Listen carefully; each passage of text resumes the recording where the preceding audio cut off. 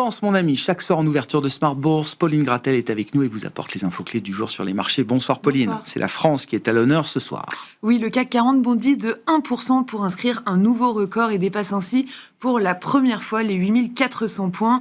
Alors, d'où vient ce vent d'optimisme sur la place parisienne ?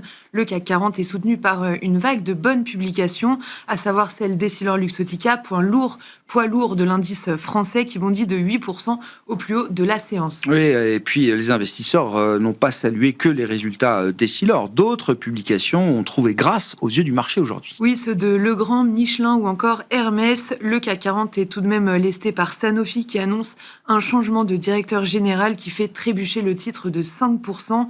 Plus largement, l'Europe est globalement dans le vert. Aux États-Unis, les indices ont ouvert en hausse mesurée. Parlons des résultats d'Essilor-Luxottica, effectivement, qui a bénéficié de la forte demande pour ses lunettes connectées. Le groupe a vendu 7 millions de lunettes d'IA en 2025, c'est-à-dire un bond des ventes de 260%.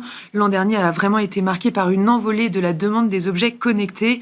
Pour rappel, Essilor-Luxottica avait démarré son partenariat avec Meta en 2019 pour sortir les fameuses Ray-Ban Meta. De nouveaux produits plus performants sont aussi en cours de lancement. Ils permettront notamment d'enregistrer en 3K Ultra HD.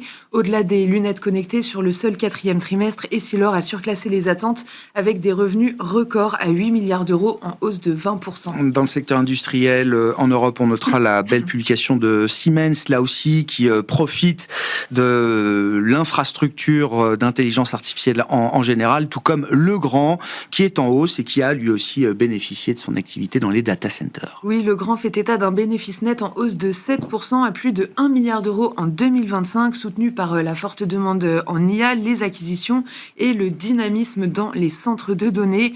Legrand parle de performances annuelles remarquables. Michelin, de son côté, accélère grâce à des résultats meilleurs que prévus pour le second semestre. Le groupe annonce également un programme de rachat d'actions. Les investisseurs sont séduits. Et puis le vrai luxe était également à l'honneur aujourd'hui avec les résultats d'Hermès. Le titre est en hausse de 2% au meilleur de la séance. Le groupe fait état de résultats mitigés. En 2025, les ventes progressent de près de 9% à taux de change constant à 16 milliards d'euros avec une excellente année pour le secteur américain et une année globalement solide en Europe.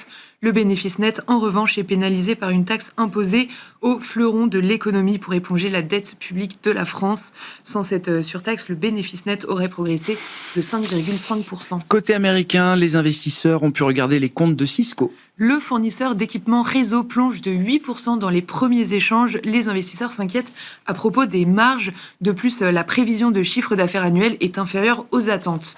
Toujours aux États-Unis, McDo fait état de son côté d'un bénéfice et d'un chiffre d'affaires supérieur aux attentes. Au 4e trimestre, le titre est en hausse de 1%. Un mot de la macro avec la publication de la première estimation du PIB britannique pour le 4e trimestre, Pauline. La croissance britannique progresse de 0,1% sur le 4e trimestre, comme le trimestre précédent, alors que les analystes tablaient sur une croissance de 0,2%. Après cette publication, le rendement britannique à 10 ans est resté stable autour de 4,50% et le FTSE évolue autour de l'équilibre.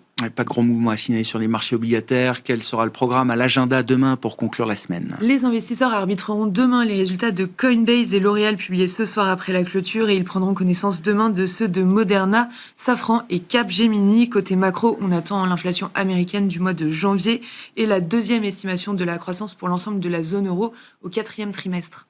Tendance, mon ami, chaque soir en ouverture de Smart Bourse, les infos clés du jour sur les marchés avec Pauline Gratel.